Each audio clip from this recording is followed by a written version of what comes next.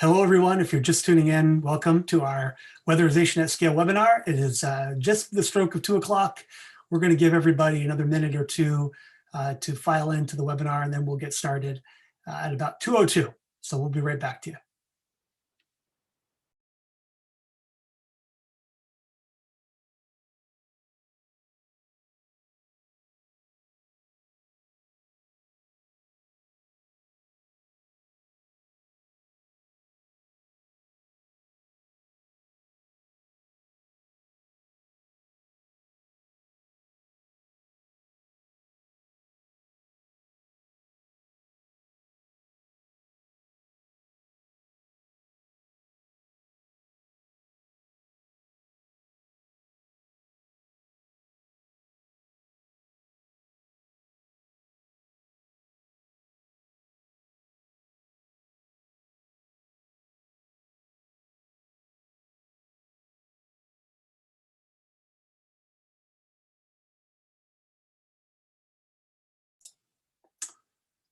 Hey, everyone. We're just about to get started here. Another minute, letting folks come into the webinar. We'll get going in just about another minute. Thanks.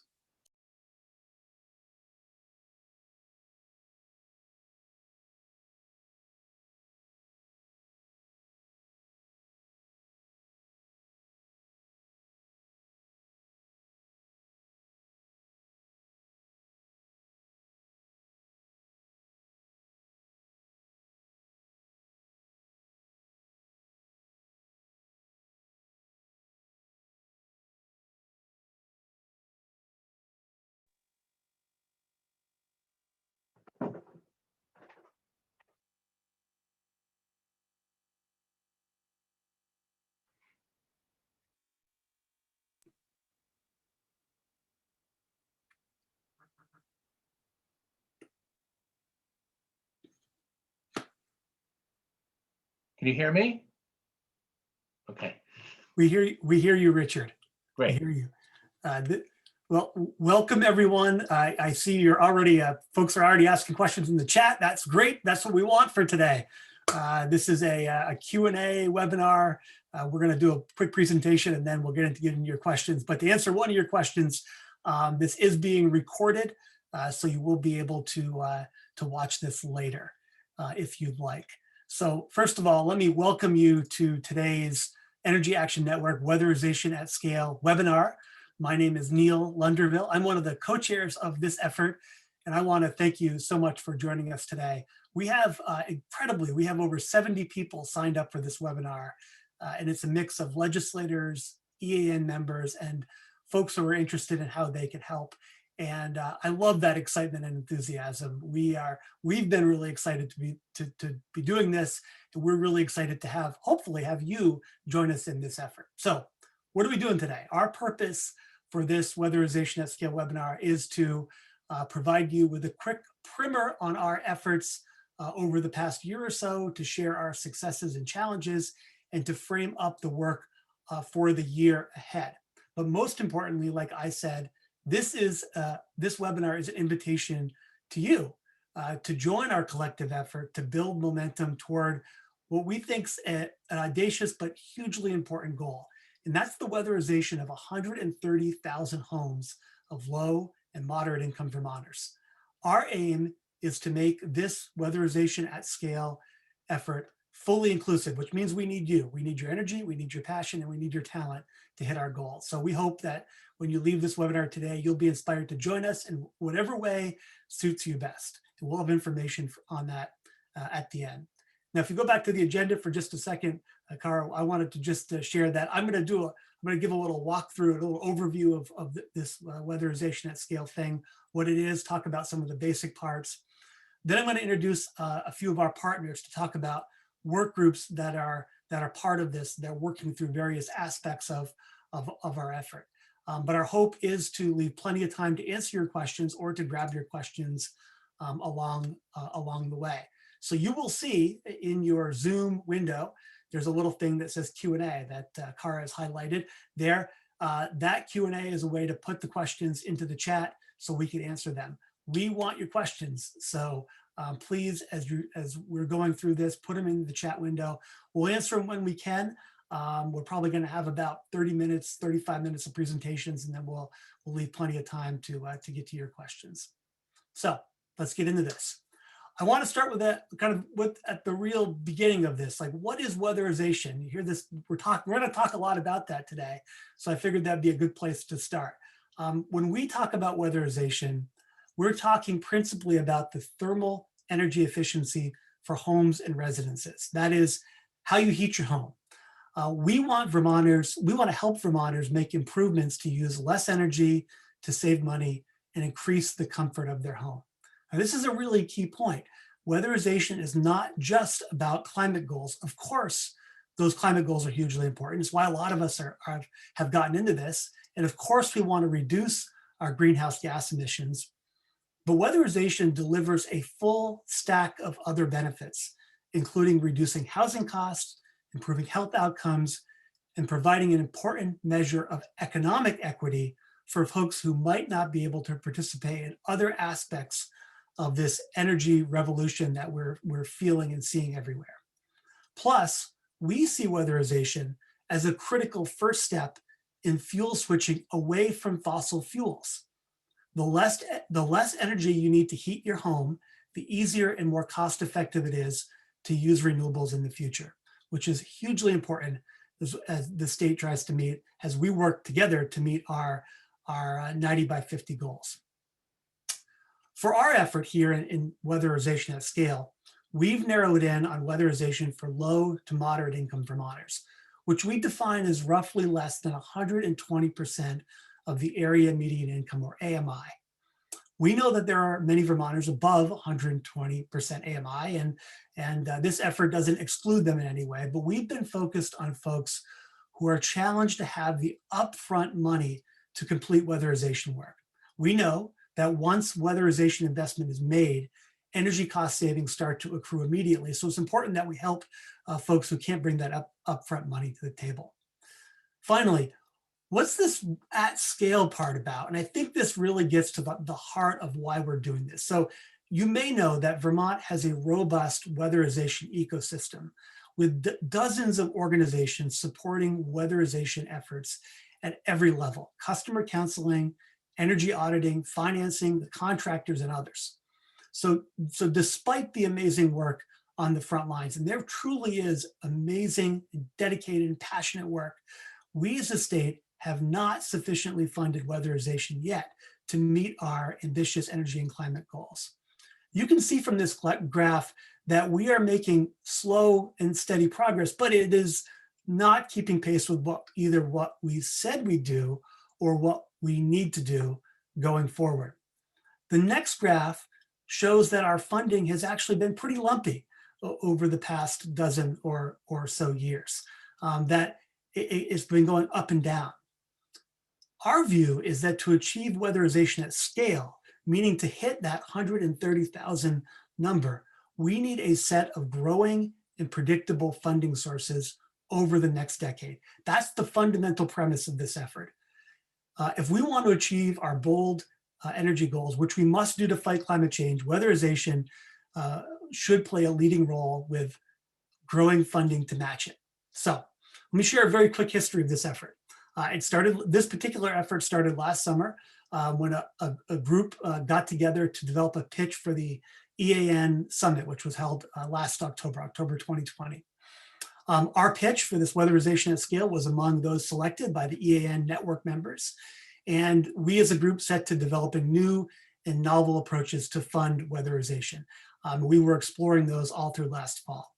Our work was really supercharged in two ways. First, by the governor's budget, which proposed a sizable funding package for weatherization, and then by the legislature's major investment in weatherization over the next 2 years. In the end, through the appropriations bill, weatherization netted over $20 million in new funding across the board. We are deeply grateful to both the legislature and the governor for this first round of investment. It has already created, well, it's an early win, it's an early success, and it has created a lot of momentum for our effort going forward. So what's next for us? Well, we've only just got started. In a few moments, you'll hear various work groups that are tackling the various parts of the weatherization puzzle. There's not any one thing that's going to help us get to the at scale part of this, but lots of things coming together. But before we do that, I want to turn to three of our key partners in this weatherization at scale effort. First, I want to start with Senator Chris Bray. Senator Bray has been a member of this effort since the beginning. He is the chair of the Vermont Senate Natural Resources and Energy Committee, and he is a true champion of weatherization, both in the legislature and out. We are very thankful for his leadership over the past many years. Senator, the floor is yours. Thank you very much, Neil. Welcome to everyone who's at the meeting, and especially my legislative colleagues who've come in today. We're all glad you're here today. And I want to reemphasize what Neil's already mentioned, that today's presentation is not only to share the information about the work to date and the work to come, but also an invitation to any interested person to join this weatherization at scale work group for the coming months and maybe years. We'll see how long we keep going. There's a lot of work to do. So, where does this come from? In part, as a legislator, I've always realized that no matter who we elect, the small group of 180 people in the building is never going to have the expertise and experience of Vermonters at large. So the quality of our work inside the State House is highly dependent upon the quality of our work engaging others. And that's really, quite honestly, why Neil and I think had a first phone call last July. And from that informal phone chat, things have grown and developed to create really a wonderful, robust work group that is being facilitated by Energy Action Network. So a starting point, just to remind us all, is, I look at the juxtaposition of what we've done on electrical energy efficiency versus what we've done on weatherization. So on electrical energy efficiency, we've invested $658 million over the last 2 decades, and it's saving $2.4 billion. So a very cost-effective investment. It's also the equivalent of taking roughly 200,000 cars off the road for a decade. So great greenhouse gas reduction. So then you look at our weatherization assistance program, which is a great program, and I am highly appreciative, just as is Neil and everyone else in the team. But if you look at the rate of funding, if you were to invite everyone into this program that's currently eligible financially, the waiting list would unfortunately be 49 years. So that's just, I'd say that's a shorthand for an underfunded program. Great program, 49-year waiting list. We also have statutory goals. We set years ago, trying to get to 80,000 homes by 2020. And I think by 2020, we were at about 29,000. So we all know we want to pick up the pace, and weatherization at scale is the group that's looking to help all the partners inside and outside the State House pick up that pace. As a legislator, we've been working on this.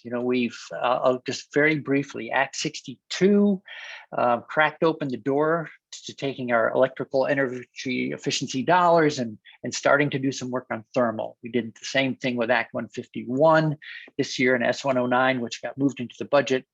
We pushed even harder, and we've been blessed with great funding this year to help us really pick up the pace.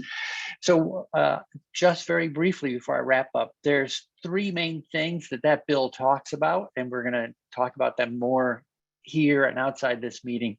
Adequate funding, which you've already heard about, but also you need to deliver that. How are you going to implement successfully? And the bill establishes 2 working groups, one on developing a larger workforce, because if we are going to double and then double again the number of people and the pace at which we're delivering weatherization, we need more people, right? So there's a workforce development group. And then we also said we need people out in the front lines helping Vermonters. I call it kitchen table counseling. People who can sit down, their trusted partner, and help Vermonters figure out how they can participate in the opportunities to participate in Vermont's clean energy future, to save money along the way, and that work is ongoing. So I'll stop there. It's going to be a great legislative session. This work group is going to continue on, helping us to prepare for January. And then just to remind legislators, we also have a comprehensive energy plan and a climate action plan also being delivered to us at the end of the year, beginning of next. So there's going to be a lot of great resources, and we're all looking forward to really picking up the pace and making a steady long-term commitment towards progress on weatherization at scale. So thanks to Neil, and thanks to all my other colleagues inside and outside the State House. Well, thank you very much, Senator, for all your work, and for all of your colleagues who have joined for their strong support over the many years, and certainly this year when there are a lot of other competing priorities. This, as I said, your investment in weatherization has really got us off to a flying start in the years ahead. So one of the most interesting connections we made through this work over the past year was between weatherization and the cost of housing. That's something that I think a lot of us have known, but we made it more explicit this year by bringing in a really wonderful partnership with the Vermont Housing Finance Agency, VHFA. Maura Collins, who's the executive director of VHFA, and her whole team dove into this effort headfirst. Their passion for home affordability and technical financing skills have brought new opportunities for weatherization going forward, and we're really excited to have them as a partner. Maura, can I turn it over to you? Yes, with this panel lineup, I sort of am reminded of my children's song of which of these things is not like the other. Like I'm the Hauser of today. And there are times we all focus on the silos of energy, housing, transportation, food systems, healthcare, and it can be so tempting for me to introduce VHFA very simply. That simple description would be that we are a nonprofit, statewide, affordable housing lender who provides mortgages to low and moderate income Vermonters, and we create affordable rental housing by awarding tax credits and loans to developers. That's what we do. But that simple description would ignore those intersections that we all know of housing with those other sectors we could all name, but it wouldn't do justice to the energy efficiency work that VHFA has done in both our single family and multifamily programs. And so while it's definitely new for VHFA to help lead an effort to reduce greenhouse gas emissions, I was excited when VHFA was invited to join this partnership because it's great to work with the other organizations like Efficiency Vermont, Vermont Gas, BED, and others who are on the call today who similarly see the intersections of our work. We all agree that weatherization leads to affordability, which will help low and moderate income Vermonters achieve equity in their homes and greater self-sufficiency. So additionally, in improving the quality of your homes, especially in rural areas of our state, it's critical if our housing markets are going to thrive and house the workers that our economy needs. And it has never been clearer how housing can serve as healthcare than this past year when we all needed to stay home in order to stay safe. So what we're bringing is 47 years of experience in issuing bonds, working with financial markets and government programs, so we can structure financing that meets the needs of low and moderate income Vermonters through below market rate financing.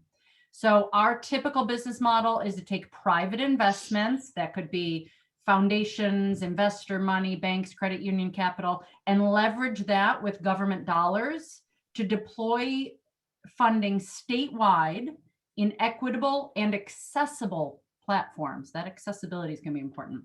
So we're so grateful that the governor saw the vision of VHFA playing a similar kind of role for weatherization. The legislature, especially Senator Bray's committee and the House Energy committees, made bold moves to prioritize this goal of bringing weatherization to scale with appropriations to VHFA and Efficiency Vermont. So as my coworker Ken Polito is going to explain in a few minutes, our vision is to take the state appropriation for weatherization that Neil mentioned to work in partnership with Efficiency Vermont, who has the needed incentives or grant funds for income eligible households. And our charge is to create an appealing and workable program that, if we're successful, will leverage private investments with some government support to expand the capital available so we can truly bring weatherization to scale. Now, my last note is that I'm afraid I'm double booked as of 2:30, but I welcome a continued conversation about VHFA's work. And I know Ken is going to be on for the remainder of the meeting, and he's going to speak more specifically about VHFA's role. Maura, we're really pleased to thank you for joining us. We know you've got a lot of irons in the fire, but thank you for doing this, and thank you for the work of VHFA over the last many months. You and your whole team have been absolute all-stars for us. I don't think we can really have any real discussion about efficiency in Vermont without the experts at Efficiency Vermont. From word one, EVT has been part of our process. As you know, they are a national leader in energy efficiency. They have a rock solid and well-earned reputation in this space, and their technical knowledge around efficiency efforts is a treasure. It's second to none. I'm really pleased to introduce Dan Riley, who's EVT's Director of Public Affairs, to help set the context for weatherization in the broader frame of efficiency efforts in Vermont, and talk a little bit more about what EVT's role is in this. So over to you, Dan. Thank you so much, Neil. Thanks for the introduction and for all of your work on this important issue. And thank you too to Senator Bray. As Neil mentioned, over the last 20 years, as the state's largest energy efficiency utility, we at Efficiency Vermont have developed that statewide infrastructure and expertise on both the electric and the thermal side. As you saw on the previous slide, between us and OEO, we coordinate the bulk of the weatherization projects in the state. And as Neil mentioned, the funding is lumpy, as he clearly said. And so our annual budget for thermal work is much smaller and less consistent than the budget we have available for electric efficiency. And that weatherization work that we currently do is funded largely through the Regional Greenhouse Gas Initiative and the Forward Capacity Market. I mean, the bottom line is we have seen over and over again, we know Vermonters want to weatherize. And the primary reason they haven't yet done it is due to the upfront cost. In 2020, Efficiency Vermont supported a record 1,175 low to moderate income weatherization projects. And that was really thanks to blockbuster incentives that were made possible by that one-time funding shift that Senator Bray mentioned as a part of Act 62. And again, that's really why the work of this group and the work of EAN is so important. If we're ever going to reach our goals, we're not going to get there with a patchwork of weatherization funding, right? We were very grateful for the work of the legislature, of an additional one-time appropriation for additional incentive money. But, as we all know, businesses need certainty, right? These guys are looking out 5 years, 10 years about, how do I hire? How do I grow? What's the market signal going to be? And so, all of us involved in this effort know it won't be easy to scale up, but the success we've seen over the last 2 years shows that Vermont already has many of the tools and systems in place to get us there. As Maura said, as Neil said, we're so grateful to be able to partner with EAN, VGS, NeighborWorks of Western Vermont, all of the people on this call, everyone working so hard over the last year to advance this work and help more Vermonters save more money, save energy, and reduce GHG emissions, and make their homes healthier and more comfortable. So with that, I'll turn it back over to you, Neil. Thank you, Dan. That is great, and I love those stats. That shows that the demand is out there, and we really need to just get that funding in place for us to get this going. So the big question everybody asks, how can we pay for this? We have, actually, let me back up 1 second. There are 5 work groups that are working on different aspects of this I mentioned before. So the first one is about funding and finance. That's the question of how we pay for this. Richard Fazy, who's been one of the co-chairs of this effort, he's also the principal and co-founder of Energy Futures Group, is going to speak to this a little bit. I will say that one of the things that we've done over the last year is put together a model around this that Energy Futures Group has been the author of. That's a tool that we can use to help the legislature and others sort of model out where the funding might come from and where it would be applied to. So with that introduction, I'll throw it over to you, Richard. Great, thanks, Neil. And thanks everybody for showing up. We've got 71 people, that's really exciting. We've been at this for a while now in Vermont, but in this past year, as indicated, we've got a great sort of core working group, and we really look for the opportunity to bring others in, new ideas. How are we going to get these 120,000 homes weatherized by 2030. We're going to need funding and financing to get there. There's not a silver bullet here. There's going to need to be multiple streams and long-term efforts to really help us meet that goal. Really want to thank the legislature for coming through this year with a down payment as part of the budget, in addition to the American Rescue Plan funds. It's a fantastic opportunity that's been put in front of us here, but really want to keep in mind that this is one-time short-term funding. It's going to help us for the next couple of years, but this is really a long-term sustained effort, as we've heard from everybody going forward. So the challenge in front of us here is really to identify sustainable dollars for both funding and finance that are going to need to come from multiple sources. We need these from energy savings that are generated from the weatherization work that's done, federal funds. We hope more of those will be forthcoming. Sources of funds that haven't yet been developed, such as revolving loan funds, Tier 3, the utilities' efforts to help their customers wean themselves off of fossil fuel, with direct efficiency charges, perhaps in the future from PUC and others. Clean heat standard, creative uses of capital, like the legislature did this year with on-bill financing and other approaches, and potentially some other bonding and other initiatives as well too that we haven't yet fully explored. So we've got our work ahead of us. But we also have some resources available as well too. So as the graphic here on this slide shows, for each of the fuels that we're focused on, that people use to primarily heat their homes, rolled together, we spend about $2 billion a year on energy, and 3/4 of that actually leaves the state. If we can figure out creative ways to redirect those funds into helping paying for our homes and on upgrades on weatherization work, we could go a long ways towards helping to pay for this. One of the creative ways of helping to finance these efforts will be covered next, and Melissa and Ken are going to show us what will be happening with the on-bill financing tariff and how that works. So just one idea of what looks to be and will be a large effort to address our funding and financing gap. All right, thank you, Richard. And so true. There's not going to be any one thing. We've heard Senator Bray say before, it's not going to silver bullet, it's silver buckshot. So there's a lot of different elements coming into this. This idea of on-bill financing is something that for years, we've all in the energy space, we've sought to find a simple way for customers to be able to finance, whether it be weatherization or other energy innovations right on their energy bill.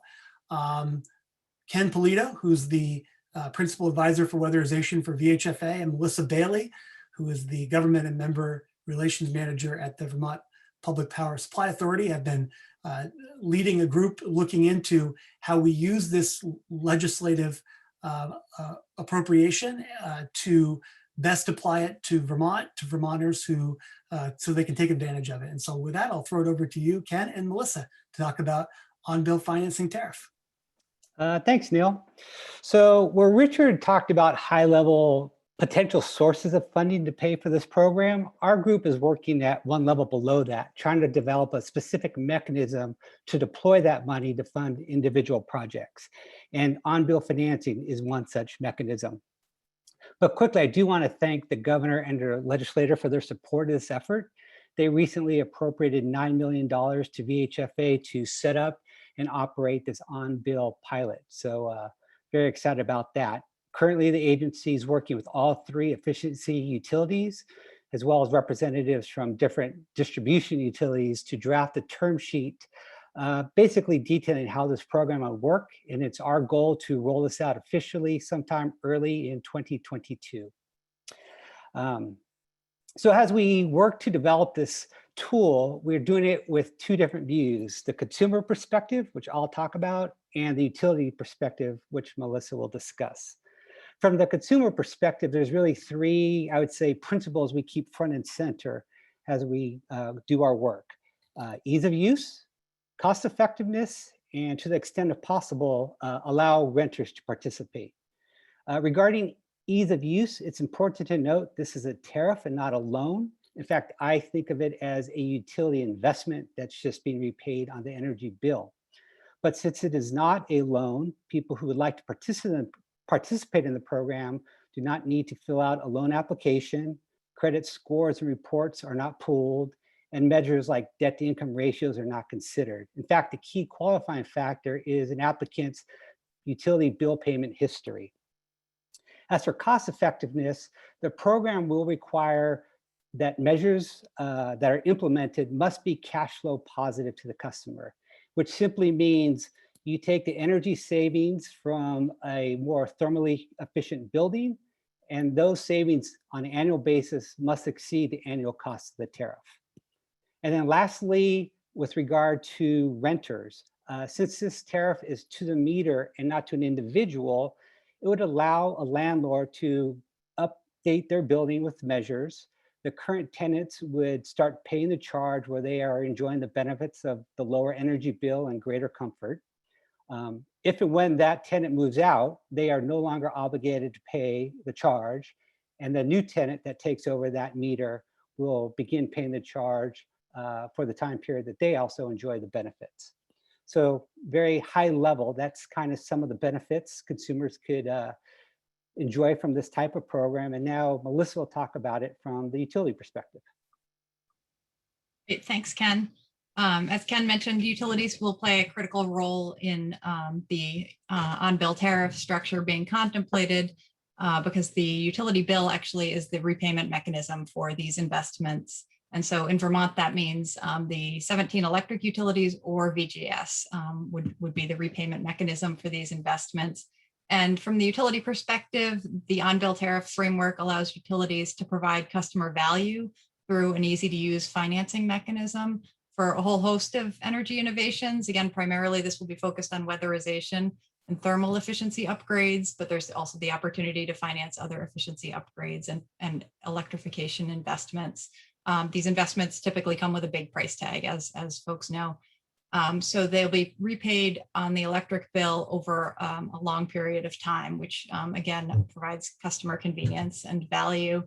And another key component of the structure that we're looking at, having VHFA fulfill the lending role and bringing its lending and financing expertise really overcomes a significant hurdle that we've had before, that we faced before in looking at on-bill financing.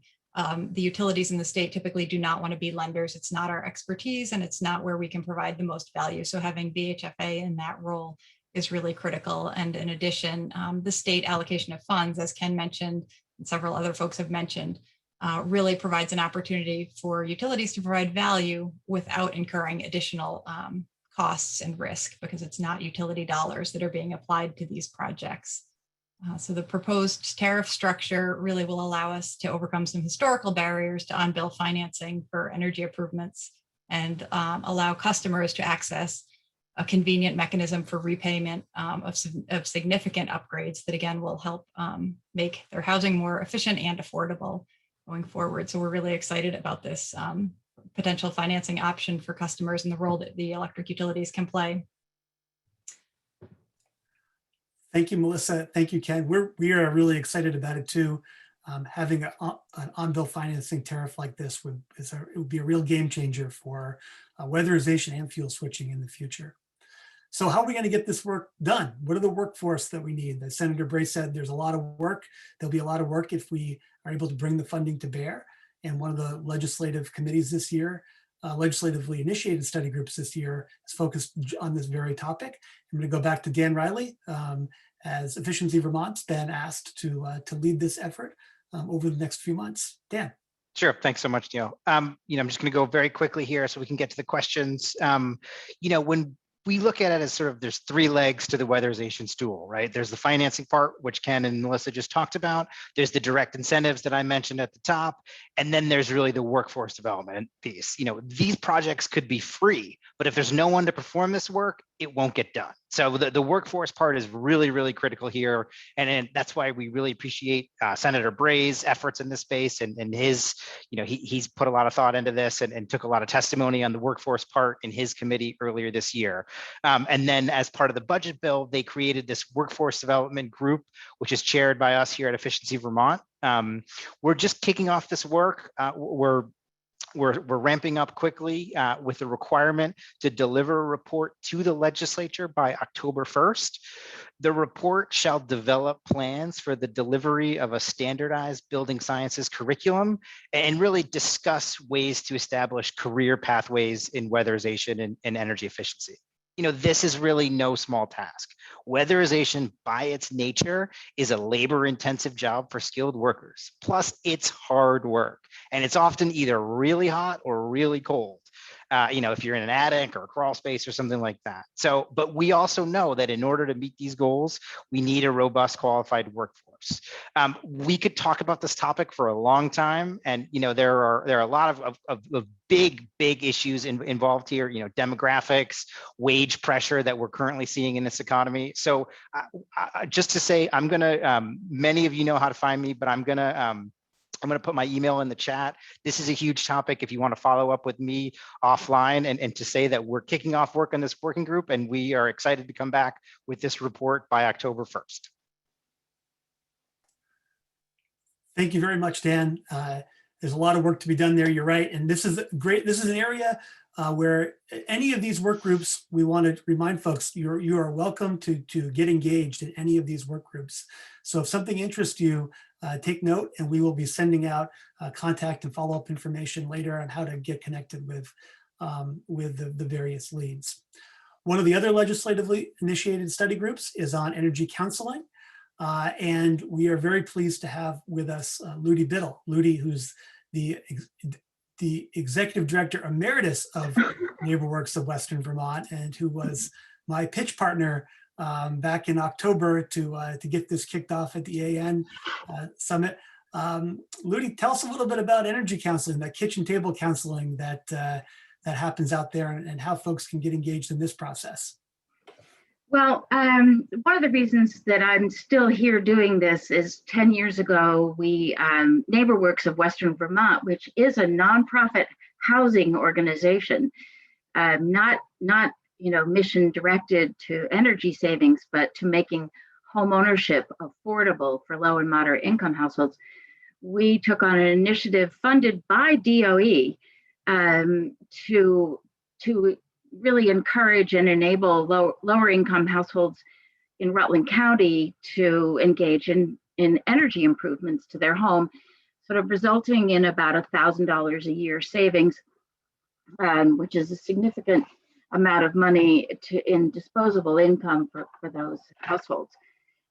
We know that there are additional barriers to energy efficiency, additional to the financing questions, to workforce availability. In addition to those two, people just don't understand the technology. People don't have time to do don't have time to be home for a number of reasons. So we addressed that question, and we actually achieved 1,000 households in Rutland County. So our purpose in this group at this time is to learn from what we've been able to accomplish, share with Efficiency Vermont that has access to so many more experiences and good examples from around the country, and actually do the education and counseling that is the additional sort of push to get these households over the finish line with efficiency. It is a very labor-intensive project. It is almost one-on-one counseling that achieves the goal. So our subcommittee will be coming up with a plan to do very local work across the entire state, and it's going to require a work plan that engages people all across the state. A lot of this work is being done with local energy groups and so forth. Our effort will be to coordinate and perhaps fund that labor-intensive aspect that gets to the people with the to address the barriers that exist beyond those more technical ones, financing and workforce. That's our committee. Get it done across the state, and especially in the rural communities that are hard to reach.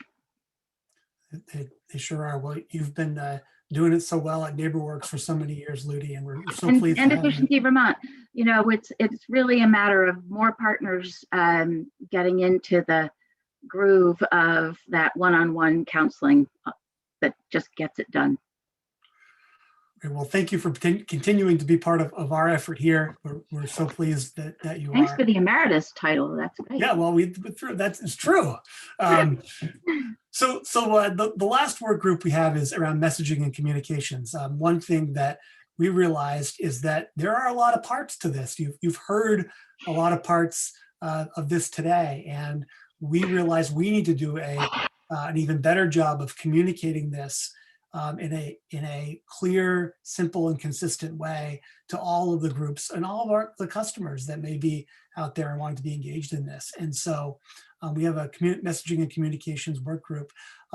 Kara Rubicek, who is one of the co-chairs of our effort and the Energy Action Network manager, will speak to this. And before I throw it over to her, I want to say that a lot of our work here would not be possible without Kara behind the scenes being one of our weatherization angels, pulling all these parts together. So with that, Kara, tell us a little bit about the messaging communications and what's next and how people can be engaged and involved. Great, thank you, Neil. Yeah, so the final work group is messaging and communications. This work group hasn't really gotten started yet, but we know that it's a really vital piece of the puzzle.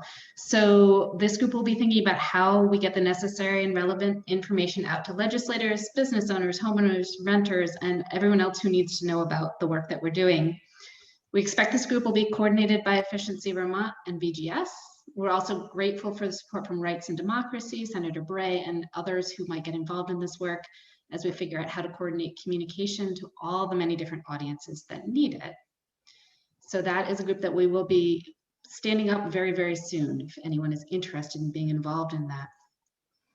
Really quickly, I wanted to say that you've gotten a chance to hear from a lot of the partners who've been involved in this work, but many of Energy Action Network's members and partners have been involved. In addition to the organizations you've already heard from, we've had a number of state partners, including the Department of Public Service. We've had financial institutions like VSCCU. We've had utilities, nonprofits like the Regulatory Assistance Project, Rights and Democracy, and VNRC, and others. And as Neil started off with, there are a lot of opportunities for many of you who are on this call to get engaged in these efforts. To reach our goal, we need all hands on deck. So please consider yourself invited to join us. There is a graphic up right now that sort of shows the full scale of the effort that we have going on. The full Weatherization at Scale Coalition meets once every 4 weeks, and the next meeting of that group is a week from today at the same time. So if you're interested in that, maybe consider that. The 5 work groups each have their own schedules. They're meeting once or twice a month at this point, and you are very welcome to join the full coalition or any of the work groups. If you're interested, please email me with the details of what you're interested in being involved with. My email address is on this slide, and I will send it out again after this webinar is over. But what we wanted to do next was to open this up to some of the questions that have come up during this session. We have about 15 more minutes. So if you look at the bottom of your screen, your Zoom screen, you should have a Q&A feature, and you can go in there and type in your questions, and you can upvote questions you're most interested to hear about, and I will try to direct them to the person who might have the best information for you. So the very first question that is in that Q&A is, what is your definition of comprehensive weatherization? And what standards do you recommend to ensure that a comprehensive is actually done? And Dan Riley, I was going to send that question your way, if that's all right. Yeah, it's a great question. Thank you so much for raising it. I would just note that the same statute that we referenced earlier that set a goal of weatherizing 80,000 homes by 2020. It also said that those homes should have a 25% reduction in energy usage. And so that's what we strive for. And that's the definition we try to use, but it really depends on the starting state of the home and how much the homeowner is able to spend, right? And so that's one of the challenges in that, you know, just take my own home was built in 2007, 2008, right? So it's sealed up pretty tight to begin with. And so achieving that 25% is pretty difficult. So it's a good question, and it's certainly one that, you know, nailing down that concrete definition is going to take a little bit more further refining. Thank you. There's a second question in the Q&A asking if there's a chart that shows how on-bill financing works, and I would send that over to Ken. There will be. Right now, that is a work in process as we work with the efficiency utilities and the distribution utilities. Great. That's part of the messaging and communications work. We're going to be pulling together very soon a 1 or 2 pager that lays out all of the information about all of this programming. We're developing things very quickly, so it's really helpful to know what you're looking for, and that's a piece that we can put together. Well, I'll just jump in, Carl. While we're on the question of on-bill financing, there was a question that Senator Chittenden put into the chat about the PACE financing and how is that different than on-bill financing. And maybe while we're with Ken and Melissa, we could chat a little bit about that, because that's a question we've heard before. Sure, happy to take that. So PACE is different than the on-bill financing, which is kind of a generic term that we're considering. So PACE is a loan program. It does require liens on the property, which, you know, our program, it's not, it's to the meter. And there have been some pretty big consumer protection issues with PACE. There's been some predatory lending lawsuits with it. So for example, there's no requirement that there's any dollar savings for applicants and things of that sort. We're much more focused on having some pretty tight consumer protections. So it is a different program. Thanks, Ken. Great. Senator Bray.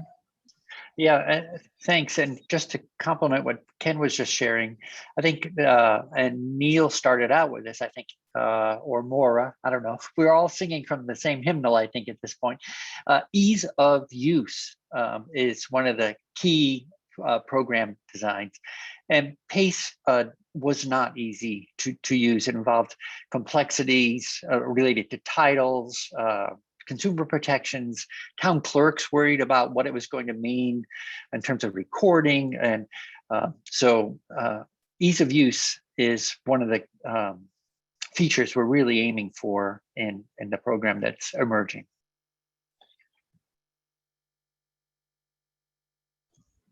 Thank you. There was another question about the workforce. So this question is, how much of the workforce issue is lack of work-aged population in Vermont? With such a low unemployment rate, it seems we need to bring in more employees from out of state. Dan, would you like to take that question as well? Yeah, I can start and then just kind of throw it over to my fellow panelists. I mean, you really hit on the sort of the billion-dollar issue here, right? In terms of the chicken and egg problem of this, and is it wages? Is it people available? Those are very, very big, important questions. I think for this working group, our pretty specific narrow task is focused on developing this building sciences curriculum and finding ways to sort of disseminate that and looking at those issues to make sure that those that want to get involved have access to these kinds of training programs and can do it. But as to the sort of root cause question, I don't know if that's something Senator Bray or Neil or anyone else would want to really drill down, because that is a big topic. Yeah, I'm not. That is a really big topic. That's probably a good topic for the working group. I will say, and maybe I have one talking point on this but I believe it to be true. If we set a predictable market in this area, the contractors and others will rise to meet the market. We've seen this before. back 15 or so years ago when we had a solar market that was developing, we heard many of the same issues with regard to how are we going to keep pace with solar being put in. We don't have enough solar installers. But the legislature the administration did a very good thing. They put in place solar incentives that were predictable and they were growing. And so the market knew with some certainty how they were going to be able to meet it. And over time, as those solar incentives continued to grow, the private sector trained installers to go and meet that. And so I think at some level, it's not a complete answer, but at some level, to the extent that we can show weatherization will be growing and predictable, the private market will train contractors. And that may draw folks in from out of state. It may draw them in from other sectors to do this, or a combination of those. But I think having that growing and stable funding platform is a prerequisite to getting the workforce that we need to be able to do this work.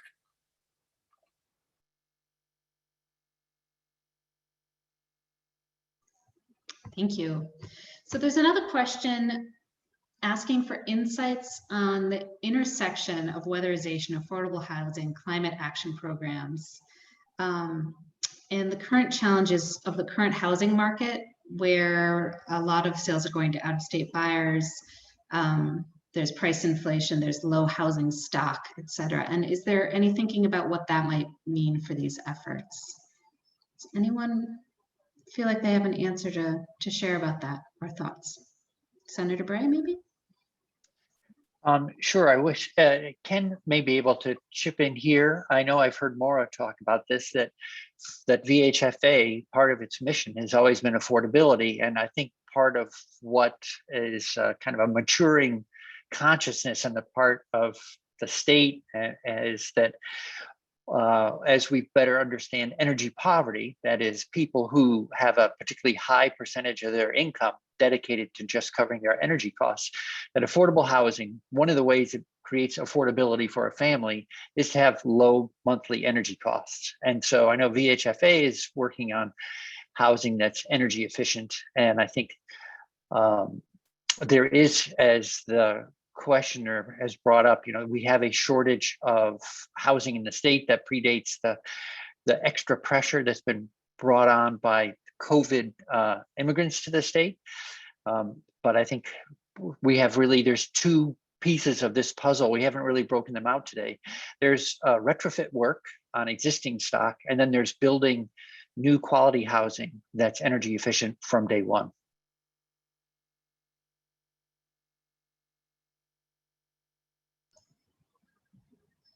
Thanks, Senator Bray. Representative Campbell had a comment as well. I'm going to try to allow you to talk so that maybe you can speak. Oh, gee, I didn't get dressed up. That's okay. Sure. Well, so I just mentioned H-157, which is the builder registration bill. It's primarily a consumer protection bill and is being promoted by the Office of Professional Regulation as such, but it's also important in terms of professionalizing the industry generally, and it provides an avenue, a pathway for providing information to contractors about codes and standards and safe working practices and all of that, as well as opportunities to get trained and certified in various aspects, like building science. So that was one of my main interests in introducing the bill, and it made it through the Senate committee and to third reading on the Senate floor. It's awaiting a final vote, and the Senate, I guess, with the Economic Development Committee, did make a few amendments. I don't think they're really drastic amendments, so I imagine it will get, after it gets approved by the Senate, it will get concurred in by the House and sent to the governor, but that probably won't happen until January. Anyway, I'm hoping the other legislators in the call will keep an eye out for that bill when it comes around. Thank you. There was a question in the chat about how many new weatherization workers will be needed as this effort aims to ramp up. Do we have a feel for how many workers we need? Dan, It's a great question. It's one that we're definitely going to drill down to on the in the working group, and it kind of also goes to speaks to some of the wage issues that Jared had identified also in the chat in terms of exactly how many people are going to get this done, and sort of how do we make these wages competitive, especially in this unique, crazy environment, right? Where everyone has a hiring sign, and there you see some weird noise in the system in terms of how to offer a competitive wage for this important work. So both of those questions are really going to be key to kind of, once we gather all the experts here and try to come up with some guidance. Yes, it's definitely a big question we'll have. There's also a question here about, should we be advocating for energy efficiency and also water and vapor management equally?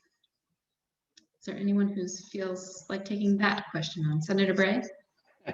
Yes, thanks. We had some very passionate testimony about building science this year, and to make sure, it's not just buttoning up as in airtight. You have to manage moisture, you have to manage air quality. And if in fact those air quality benefits can be so great that there have been homes that have been weatherized through Medicaid, because people with pulmonary disease have seen such better outcomes by managing indoor air quality better, that it was cost effective as a medical investment to weatherize and improve their indoor air quality. So it's a great question. We want the program to be up to date entirely with current building science. And that's why the slightly formal term building science. And that's why the curriculum is such a key piece, because if we're running a statewide program, we want to make sure that we're building, using basically state-of-the-art best practices in the program we run. And I think following on from that, one final question, are representatives of the trade schools involved in the workforce development effort? Yes, absolutely. Great, thank you. Neil, do you want to wrap up our hour together? I do. Boy, it went by so quick. First, I want to thank all of you for joining us today. It was great to. This is our favorite topic. We love to talk to you about this. We would love to have you join us in the coalition or any of these work groups around this. It is really important that we build momentum toward weatherizing these 120,000 homes by the end of the decade, especially for low and moderate income Vermonters. We know they need this help. And I know that working all together, we will get there, but it will take all of us to do it. I also want to thank our panelists today, Senator Bray, Maura Collins, Dan Riley, Richard Fazy, Ken Polito, Melissa Bailey, Ludi Biddle, and Kara Rubicek. Thank you all so much for participating in this. We hope to see you soon. As a reminder, Kara will be sending around a note to all participants with her email address, asking you for in any ways that you want to be involved in any of these. Please just write back to her. We have our first coalition meeting. Actually, put it on your calendar. It is, if you want to join, it will be next Monday at 2 p.m. and then it will follow about every 4 weeks after that through the rest of the year. And so if you're interested in that, we'll send you an invite. During those, we actually go in, you'll find that we go into a lot more detail. So we hovered over the surface on this. We'll spend 20 minutes or half an hour on any one of these points and really get into it in some more detail here and report out from the different work groups. And it's a good opportunity if you're interested in this stuff to continue to learn more, but then also add your expertise to the mix. So with that, that brings us just to the top of the hour here at 3 o'clock. I want to thank you all again. Look forward to seeing you as part of our Weatherization at Scale effort. I hope you enjoy the rest of this beautiful Vermont summer day. Stay safe, everyone. Thank you. Thank you all. Thank you.